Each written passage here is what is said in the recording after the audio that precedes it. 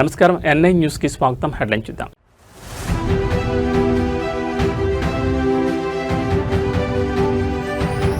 మహాబలిపురంలో 31వ south zonal council భేటీ, ప్రాంతీయ సహకారానికి కేంద్ర హోంమంత్రి పిలుపు.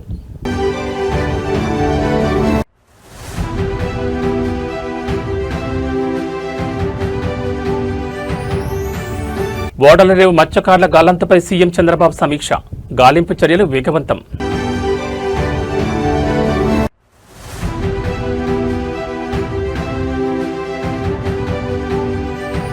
కేసీఆర్ పునరాగమనం కోరుతూ 300 కిలోమీటర్ల పాదయాత్ర, గిరిజన అభిమానులను పరామర్శించిన బీఆర్ఎస్ అధినేత.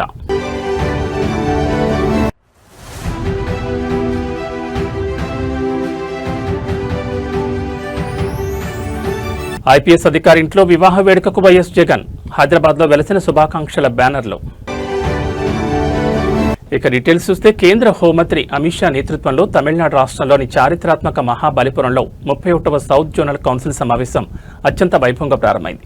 ఈ కీలక భేటీకి ఆంధ్రప్రదేశ్ ముఖ్యమంత్రి చంద్రబాబు నాయుడు హాజరయ్యారు. దక్షిణాది రాష్ట్రాల మధ్య సంబంధాలు, సమస్యల పరిష్కారమే ఎజెండాగా ఈ సమావేశం కొనసాగుతోంది. ఈ గ్లోబల్ డిప్లొమాటిక్ కౌన్సిల్ భేటీలో ఏపీ సీఎం చంద్రబాబు నాయుడుతో పాటు కర్ణాటక, కేరళ, తమిళనాడు, తెలంగాణ, పుదుచ్చేరి రాష్ట్రాల ముఖ్యమంత్రులు మరియు ఉన్నతాధికారులు పాల్గొన్నారు.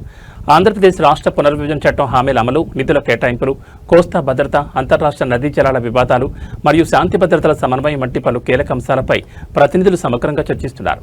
దక్షిణాది రాష్ట్రాల ఆర్థిక పురోగతి మరియు మౌలిక సదుపాయాల అభివృద్ధిపై కేంద్ర హోంమంత్రితో మంత్రుల బృందం కీలక చర్చలు జరుపుతోంది. ఏపీ ప్రయోజనాలను బలంగా వినిపించడంతో పాటు దక్షిణాది రాష్ట్రాల పరస్పర సహకారానికి చంద్రబాబు నాయుడు పలు కీలక సూచనలు చేయనున్నారు.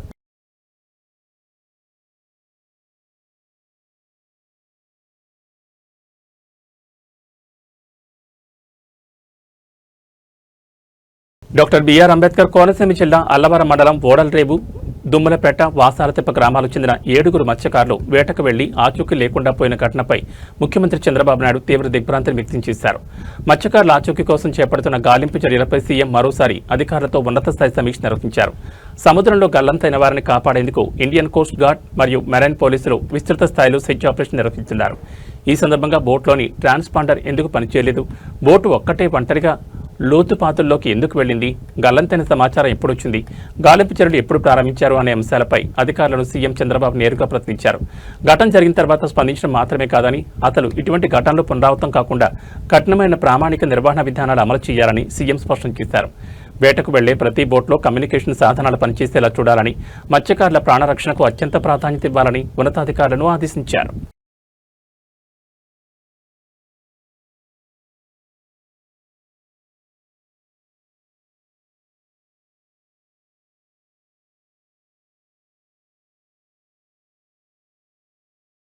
తెలంగాణ తొలి ముఖ్యమంత్రి బీఆర్ఎస్ అధినేత కె చంద్రశేఖరరావు మళ్లీ రాష్ట్ర ముఖ్యమంత్రి పీఠాన్ని అధిష్ఠించాలని ఏకైక సంకల్పంతో ఇద్దరు సామాన్యాభిమానులు చేపట్టిన సుదీర్ఘ పాదయాత్ర ముగిసింది. కొమరంభీం ఆసిఫాబాద్ జిల్లా వాంకిడ్ నుండి ఎర్రవెల్లిలోని కేసీఆర్ నివాసం వరకు సుమారు 300 కిలోమీటర్లు నడిచివచ్చి తమ అపరిమితమైన అభిమానాన్ని చాటుకున్నారు. వాంకిడి మండలానికి చెందిన ఆటో డ్రైవర్ జాడి తిరుపతి, హోటల్ కార్మికుడు దుర్గం శంకర్ అనే ఇద్దరు గిరిజన యువకులు ఈ పాదయాత్రను చేపట్టారు. ఆసిఫాబాద్ ఎమ్మెల్యే కోవ లక్ష్మి సహకారంతో కేసీఆర్ అపాయింట్మెంట్ లభించగా గత 11 రోజులుగా రోజుకు సగటున 25 కిలోమీటర్ల చొప్పున కాలినడకన ప్రయాణించి ఎర్రవెల్లి ఫామ్ హౌస్ చేరుకున్నారు. ఎలాంటి వ్యక్తిగత స్వార్థం కానీ, వినతి పత్రాలు కానీ లేకుండా కేవలం కేసీఆర్ మళ్లీ సీఎం కావాలనే కాంక్షతోనే ఈ ప్రయాణం చేశామని వారు వెల్లడించారు. ఆదివాసీ బిడ్డల నిస్వార్థ అభిమానాన్ని చూసి చలించిపోయిన కేసీఆర్ వారిని సాధారణంగా ఆహ్వానించి యోగక్షేమాలు అడిగి తెలుసుకున్నారు. మళ్లీ మన ప్రభుత్వం వస్తోంది, అప్పుడు తప్పకుండా వచ్చి నన్ను కలవండి అని వారి భుజం తట్టి అభినందించారు. అనంతరం వారి కోసం ప్రత్యేక వాహనాన్ని ఏర్పాటు చేసి సొంత ఊరికి సాగనంపారు.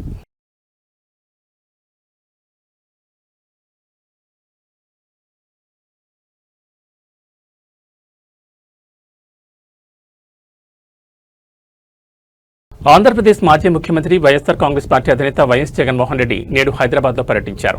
సీనియర్ ఐపీఎస్ అధికారి సీతారామాంజనేయ శర్మ కుమారుడి వివాహ వేడుకకు ఆయన ముఖ్య అతిథిగా హాజరయ్యారు.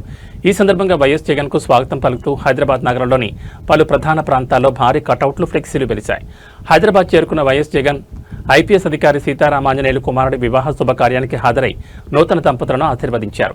అయితే జగన్ పర్యటన నేపథ్యంలో బేగంపేటతో పాటు నగరంలోని పలు ప్రాంతాల్లో ఏర్పాటు చేసిన ఫ్లెక్సీలు ప్రత్యేక ఆకర్షణగా నిలిచాయి. వైఎస్ జగన్ ఫోటోలతో పాటు బీఆర్ఎస్ అధినేత కేసీఆర్, కేటీఆర్ ఫోటోలు కూడా ఉన్న కటౌట్లు, పోస్టర్లు బాటసార్లను రాజకీయ వర్గాలను విశేషంగా ఆకట్టుకున్నాయి. బేగంపేట ఎయిర్పోర్ట్ పరిసర ప్రాంతాల్లో వైఎస్ఆర్సీపీ నేతలు, అభిమానులు జగన్ కు ఘనస్వాగతం పలికారు. కేసీఆర్, కేటీఆర్, జగన్ ఫోటోలతో కూడిన కటౌట్లు సామాజిక మాధ్యమాల్లో సైతం వైరల్ గా మారాయి. పర్యటన ముగించుకుని ఆయన తిరిగి తాడేపల్లికి పయనం కానున్నారు.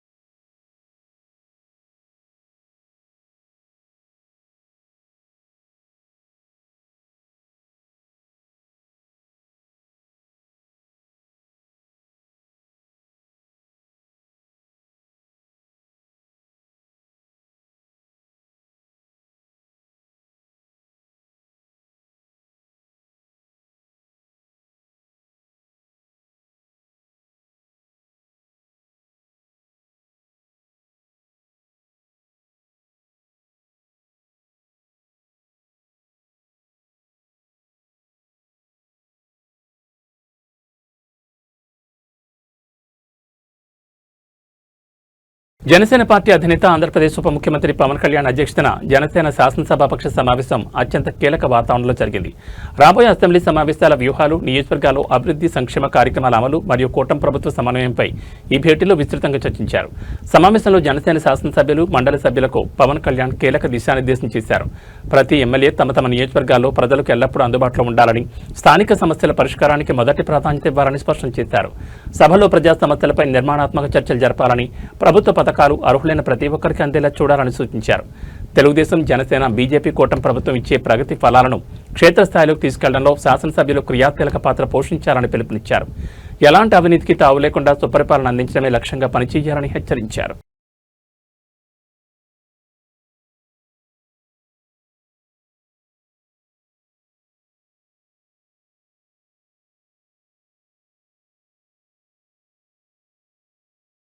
నల్గొండ పట్టణంలో తీవ్ర ఉద్రిక్తత నెలకొంది. క్లాక్ టవర్ చౌరస్తా వద్ద రాష్ట్ర రోడ్లు, భవనాల శాఖ మంత్రి కోమటిరెడ్డి వెంకటరెడ్డి కాన్వాయ్ను పాలిటెక్నిక్ విద్యార్థులు అడ్డుకున్నారు. పాలిటెక్నిక్ విద్యా వ్యవస్థను దెబ్బతీసేలా ఉన్న 97 జీవోను వెంటనే రద్దు చేయాలని డిమాండ్ చేస్తూ విద్యార్థులు పెద్ద ఎత్తున నిరసన తెలిపారు. పాలిటెక్నిక్ విద్యా వ్యవస్థను మరియు తమ భవిష్యత్తును కాపాడాలంటూ విద్యార్థులు ప్లకార్డులతో మంత్రి కాన్వాయ్కి ఎదురెళ్లి తమ ఆవేదనను వెళ్లకెక్కేందుకు ప్రయత్నించారు. సాంకేతిక విద్యార్థులకు నష్టం చేకూర్చే విధంగా విడుదల చేసిన 97 జీవోను తక్షణమే ఉపసంహరించుకోవాలని, విద్యార్థుల సమస్యలను పరిష్కరించాలని నినాదాలు చేశారు. తమ న్యాయమైన డిమాండ్లపై మంత్రి సానుకూలంగా స్పందిస్తారని భావించిన విద్యార్థులకు తీవ్ర నిరాశ ఎదురైంది. విద్యార్థుల వేడుకోలకు మంత్రి కోమటిరెడ్డి వెంకటరెడ్డి నిర్లక్ష్య సమాధానమిచ్చి అక్కడి నుంచి వెళ్లిపోయారని వారు ఆరోపిస్తున్నారు. బాధ్యతాయుతమైన పదవిలో ఉన్న మంత్రి తమ పట్ల వ్యవహరించిన తీరుపై పాలిటెక్నిక్ విద్యార్థులు తీవ్ర ఆగ్రహం వ్యక్తం చేస్తున్నారు.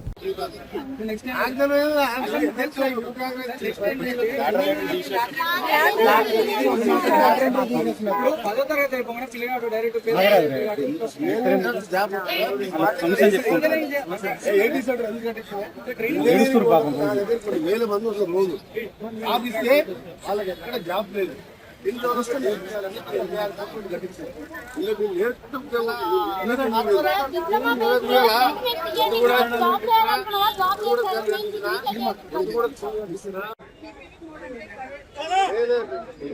బిల్డింగ్ కట్టే వరకు నల్గొండ ఎగ్జాక్ట్ 200 కోట్లు యంగ్ ఇండియా ఇక్కడ బిల్డింగ్ చూసిందా? యంగ్ ఇండియా ఏటీ సెంటర్ చూసిందా? ఏటీ సెంటర్ 86 కోట్లతో ఇప్పుడు పాలిటెక్నిక్ వాళ్ళందరూ కూడా ఏటీ సెంటర్లో పోవాలి. చెప్పేది ఏటీ సెంటర్ 86 కోట్లతో కట్టించిన మీరు ఇక్కడికి వెళ్ళి నేరుగా మీరు కోర్స్ అయిపోయింది. 6 నెలలు చెప్తుంది తప్పకుండా 50,000 రూపాయలు జాబ్ 86 కోట్లు. దాని ముందు 20 కోట్లతో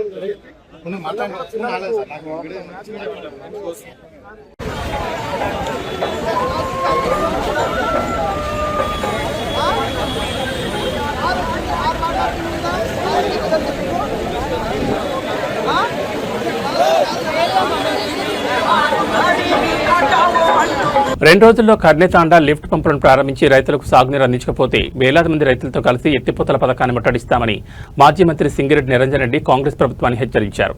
వనపర్తి జిల్లా కిల్లా ఘనపురం మండలంలోని కర్నెతాండ లిఫ్ట్ ఇరిగేషన్ పథకాన్ని బీఆర్ఎస్ నాయకులతో కలిసి ఆయన క్షేత్రస్థాయిలో పరిశీలించారు. ఎగువన ఉన్న 9 గిరిజన తాండాలకు 6 గ్రామాలకు సాగునీరు అందించాలన్న లక్ష్యంతో గత బీఆర్ఎస్ ప్రభుత్వం 76 కోట్లతో ఈ లిఫ్ట్ నిర్మించిందని నిరంజన్ రెడ్డి తెలిపారు. కేవలం సబ్స్టేషన్ నిర్మాణం మాత్రమే పెండింగ్లో ఉండడంతో దానికి కూడా 2 కోట్లు మంజూరు చేసి ఉంచామని చెప్పిన ఆయన కాంగ్రెస్ ప్రభుత్వ నిర్లక్ష్యం వల్లే సబ్స్టేషన్ పూర్తి చేయడానికి 2 ఏళ్లు పట్టిందని విమర్శించారు. రైతుల ఒత్తిడితో వెట్లను నిర్వహించి ఆ తర్వాత మోటార్లను నిలిపివేశారని ఆరోపించారు. ప్రస్తుతం కృష్ణానదిలో వరద నీరు సమృద్ధిగా ఉన్నందున వెంటనే లిఫ్ట్ పంపులను ఆన్ చేసి పంటలకు నీళ్లు అందించాలని డిమాండ్ చేశారు. 2 రోజుల్లో చర్యలు తీసుకోకపోతే రైతులతో కలిసి ప్రాజెక్టును ముట్టడించి పంపులను మేమే ప్రారంభించుకుంటామని అల్టిమేటం జారీ చేశారు.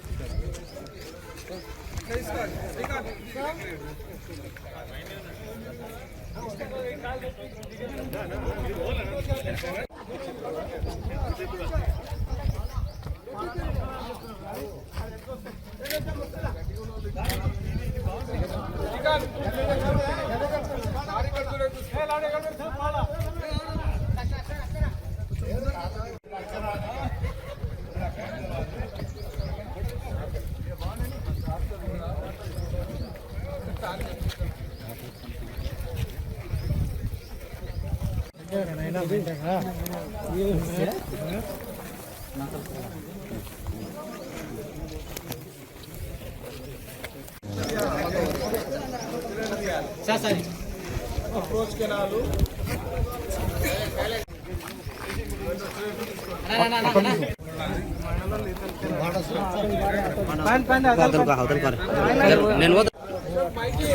ఇవన్నీ కూడా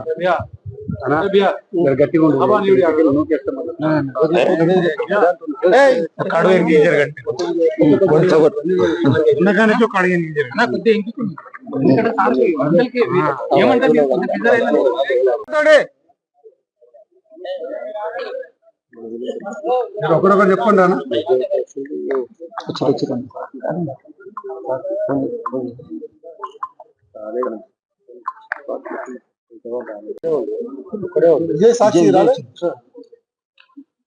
చేసుకొని ఆనాడు గౌరవ ముఖ్యమంత్రి కేసీఆర్ గారి దృష్టికి తీసుకొని పోయి ఇట్లా ఎత్తైనటువంటి ప్రాంతము సుమారు ఒక 10 దాకా తాండాలు 6-7 గ్రామాలకు నీళ్లు రావు, వేరే ఏం చేసినా రావు, ఎత్తు మీద ఉన్నాయంటే ఇప్పటికే నీకు వనపర్తి నియోజకవర్గానికి దాదాపు 1,00,000 ఎకరాలకు నీళ్లు వచ్చేటట్టు నువ్వు ఆల్రెడీ చేసుకున్నావు కదా, మళ్ళీ ఇదేంది అంటేనంటే లేదు సార్ పైన ఉంది, ఎత్తు మీద ఉంది, 545 మీటర్ల ఎత్తు మీద ఉన్నారు వాళ్ళు అంటే అంత ఎత్తు మీద ఉన్నట్టే. అవునంటే సరే ప్రాసెస్ చేయమంటే ప్రాసెస్ చేస్తే 2020లో ప్రభుత్వం జీవో విడుదల చేసింది. 76,16,00,000తోన కల్వకుర్తి లిఫ్ట్ ఇరిగేషన్ నుంచి వచ్చేటువంటి ప్రధాన కాలువ ప్యాకేజ్ 29 అనేటువంటి ప్యాకేజ్ నుంచి మనం అయితే గణపురం బ్రాంచ్ కెనాల్ తీసుకుంటామో ఆ గణపురం బ్రాంచ్ కెనాల్కే ఇప్పుడు మనం చూస్తున్నటువంటి ఈ అప్రోచ్ కెనాల్ను పెట్టి ఆ అప్రోచ్ కెనాల్ నుంచి నీళ్ళు ఇక్కడ దాకా తీసుకొని వచ్చి ఇక్కడ సర్జిపూలు కట్టి ఇక్కడి నుంచి మళ్ళీ 60 మీటర్ల ఎత్తుకు నీళ్ళని లిఫ్ట్ చేస్తాం.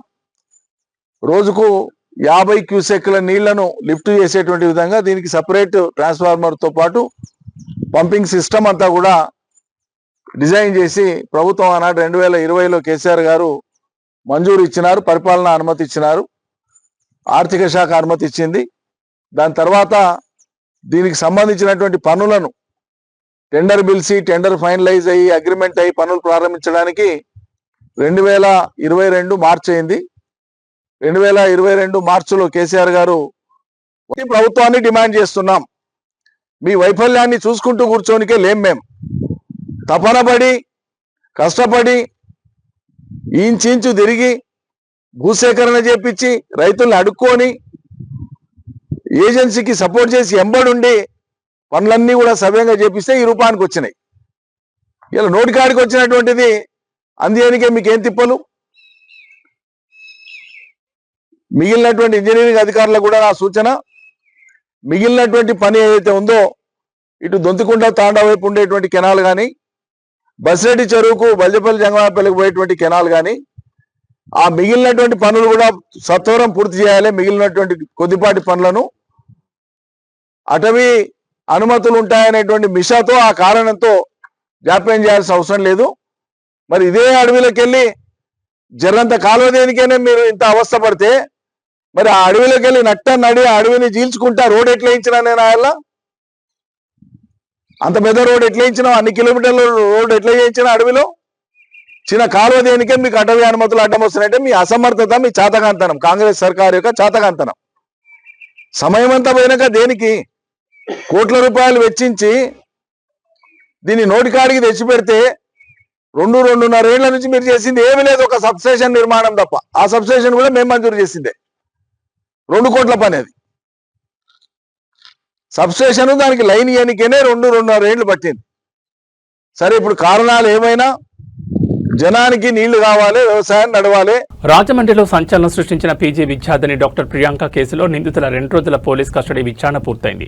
ప్రకాష్ నగర్ పోలీసులు నిందితులను సుదీర్ఘంగా విచారించిన అనంతరం వారికి వైద్య పరీక్షలు నిర్వహించి భద్రత నడుమ రాజమండ్రి సెంట్రల్ జైలుకు తరలించారు. కోర్టు అనుమతితో నిందితులను కస్టడీలోకి తీసుకున్న ప్రకాష్ నగర్ పోలీసులు ఘటన జరిగిన తీరుపై లోతుగా విచారణ జరిపారు. ఈ నెల 3వ తేదీన ప్రమాదం జరిగిన సమయం నుండి నిందితులు అక్కడి నుంచి పారిపోయే వరకు ఏం జరిగింది, ఎవరెవరిని కలిశారు, ఎవరి సహాయం తీసుకున్నారు అనే కోణాల్లో పోలీసుల బృందం ప్రశ్నల వర్షం కురిపించింది. నిందితులు ఇచ్చిన వివరాల ఆధారంగా కీలక సాక్ష్యాధారాలు, సాంకేతిక ఆధారాలను పోలీసులు సేకరించినట్టు తెలుస్తోంది. విచారణ గడువు ముగియడంతో నిందితులకు ప్రభుత్వ ఆసుపత్రిలో వైద్య పరీక్షలు పూర్తి చేయించి తిరిగి రాజమండ్రి సెంట్రల్ జైలుకు రిమాండ్ నిమిత్తం తరలించారు.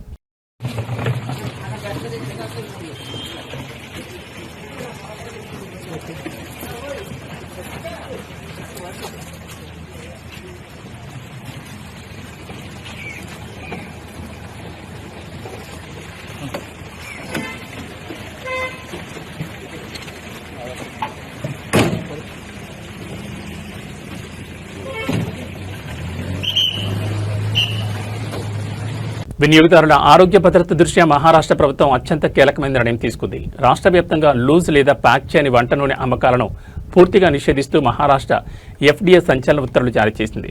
ఆహార నాణ్యతా ప్రమాణాల ఉల్లంఘనపై ఉక్కుపాదం మోపుతూ 14 అంశాలతో కూడిన కొత్త మార్గదర్శకాలను విడుదల చేసింది. 2025-26 సంవత్సరానికి సంబంధించి నిర్వహించిన నాణ్యతా పరీక్షల్లో దిగ్భ్రాంతికర విషయాలు వెలుగులోకి వచ్చాయి. సేకరించిన 1247 వంట నూనె శాంపిల్స్ను టెస్ట్ చేయగా అందులో 77 శాంపిల్స్ సబ్ స్టాండర్డ్గా, 13 ప్రమాదకరంగా, మరొక 15 మిస్ బ్రాండెడ్గా తేలాయి. దీంతో రంగంలో దిగిన అధికారులు దాదాపు 5.3 కోట్ల రూపాయల విలువైన 3.2 లక్షల కిలోల కల్తీ వంట నూనె స్టాక్ను స్వాధీనం చేసుకున్నారు. So this is regarding on loose.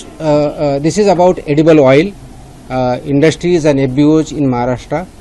As per Food Safety and Standards Authority of India Act 2006, being implemented since 2011, there are multiple regulations which are attracted and applicable to this industry. However, what we have found in Maharashtra is there are FBOs in edible oil who are operating without licenses, valid license or registration. Adulteration of declared oil with cheaper undeclared oils has been found. Sale of substandard oil exceeding acid value and industrial trans fat limits have also been found. Unauthorized blending of mustard oil has also been recovered. Relabeling to hide the true source and date of oil has been found. Repackaging near expiry oil also been found, and use of non-food grade packaging material has also been found. So this order will also apply to oil expeller units, solvent extraction units, and oil refineries, manufacturers of vanaspati, intersterified vegetable fats, bakery shortening, margarine, and table spreads, blenders of multi-source edible vegetable oils, repackers and relabelers, importers, wholesalers, distributors, super stockists and transporters, grocery stores, supermarkets, departmental stores, as well as e-commerce and online operators or sellers. కలియుగ ప్రత్యక్ష దైవం తిరుమల శ్రీ వెంకటేశ్వర స్వామివారిని ప్రముఖ సంగీత దర్శకుడు మణిశర్మ, ప్రముఖ నటుడు సూరి ఈ రోజు ఉదయం విడివిడిగా దర్శించుకున్నారు. వేకువజామున స్వామివారి నైవేద్య విరామ సమయంలో ఆలయానికి చేరుకున్న వీరికి తిరుమల తిరుపతి దేవస్థానం అధికారులు ఘనంగా స్వాగతం పలికి దర్శన ఏర్పాట్లు చేశారు. శ్రీవారి మూల విరాట్ను దర్శించుకుని మొక్కులు చెల్లించుకున్నారు. మణిశర్మ మరియు నటుడు సూరి దర్శనానంతరం రంగనాయకుల మండపంలో వేద పండితులు వారికి వేదాచరణ చేయగా ఆలయ అధికారులు శ్రీవారి శేషవస్త్రం కప్పి స్వామివారి తీర్థప్రసాదాలను అందజేశారు. ఆలయం వెలుపలకొచ్చిన మణిశర్మ సూర్యులను చూసేందుకు భక్తులు అభిమానులు ఉత్సాహం చూపారు. ఈ సందర్భంగా మీడియాతో మాట్లాడుతూ స్వామివారిని దర్శించుకోవడం ఎంతో సంతోషంగా ఉందని, అందరికీ స్వామివారి ఆశీస్సులు లభించాలని ఆకాంక్షించారు.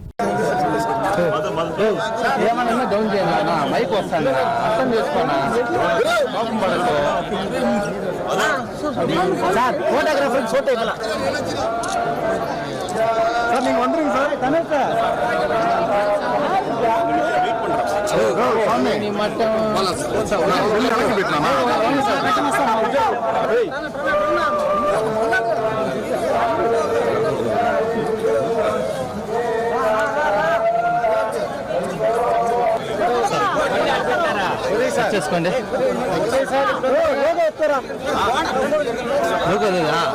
హైదరాబాద్ బులియన్ మార్కెట్లో పసిడి వెండి ధరల పెరుగుదల పరంపర కొనసాగుతోంది. వరుసగా పసిడి రేట్లు ఆల్ టైం రికార్డు దిశగా పయనిస్తుండటంతో వినియోగదారులు, కొనుగోలుదారులు తీవ్ర ఆందోళన వ్యక్తం చేస్తున్నారు. ఇవాళ కూడా 24 క్యారెట్ల మరియు 22 క్యారెట్ల బంగారం ధరలతో పాటు వెండి రేట్లు కూడా భారీగా పెరిగాయి. ఈ రోజు మార్కెట్ గణాంకాల ప్రకారం 24 క్యారెట్ల 10 గ్రాముల స్వచ్ఛమైన బంగారం ధర 1210 రూపాయలు పెరిగి 1,60,480కి చేరింది. ఇక ఆభరణాల తయారీకి ఉపయోగించే 22 క్యారెట్ల 10 గ్రాముల పసిడి ధర 1100 ఎగబాకి 1,47,100 రూపాయలు పలుకుతోంది. అంతర్జాతీయ మార్కెట్ ప్రభావంతో పాటు డిమాండ్ పెరగడమే ఈ ధరల పెరుగుదలకు ప్రధాన కారణమని మార్కెట్ నిపుణులు విశ్లేషిస్తున్నారు.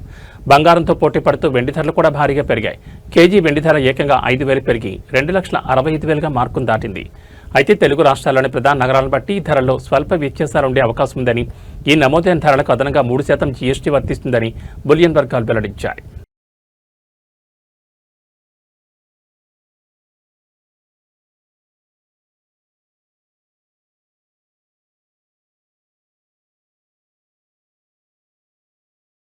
ఇక వాతావరణ విషయానికి వస్తే తెలుగు రాష్ట్రాల ప్రజలకు వాతావరణ శాఖ కీలక హెచ్చరిక జారీ చేసింది. బంగాళాఖాతంలో మరో అల్పపీడనం బలపడడంతో నేటి నుంచి ఈ నెల 28వ తేదీ వరకు విస్తారంగా వర్షాలు కురిసే అవకాశం ఉందని అధికారులు వెల్లడించారు. ఈ అల్పపీడన ప్రభావంతో పలు జిల్లాల్లో ఉరుములు, మెరుపులతో కూడిన వర్షాలు పడతాయని ఐఎండీ స్పష్టం చేసింది. ఈ రోజు తెలంగాణలోని ఆదిలాబాద్, ఆసిఫాబాద్, మంచిర్యాల, ఖమ్మం, వికారాబాద్, సంగారెడ్డి, మెదక్, కామారెడ్డి, భద్రాద్రి కొత్తగూడెం, ములుగు, భూపాలపల్లి, నిర్మల్, నిజామాబాద్ మరియు జగిత్యాల జిల్లాలకు వాతావరణ శాఖ ఎల్లో అలర్ట్ ప్రకటించింది. ఈ జిల్లాల్లో గంటకు ఈదురుగాలతో కూడిన మోస్తరు నుండి భారీ వర్షాలు కురిసే అవకాశం ఉందని తెలుస్తోంది. అటు ఆంధ్రప్రదేశ్లో కూడా అల్పపీడన ప్రభావం స్పష్టంగా కనిపిస్తోంది. పోలవరం, ఏలూరు, కాకినాడ, బీఆర్ అంబేద్కర్ కోనసీమ, తూర్పు మరియు పశ్చిమ గోదావరి జిల్లాల్లో ఓ మోస్తరు వర్షాలు కురిసే ఆస్కారం ఉందని ఏపీ విపత్తుల నిర్వహణ సంస్థ వెల్లడించింది. ప్రజలు, ముఖ్యంగా రైతులు, మత్స్యకారులు తగిన జాగ్రత్తలు తీసుకోవాలని సూచించింది.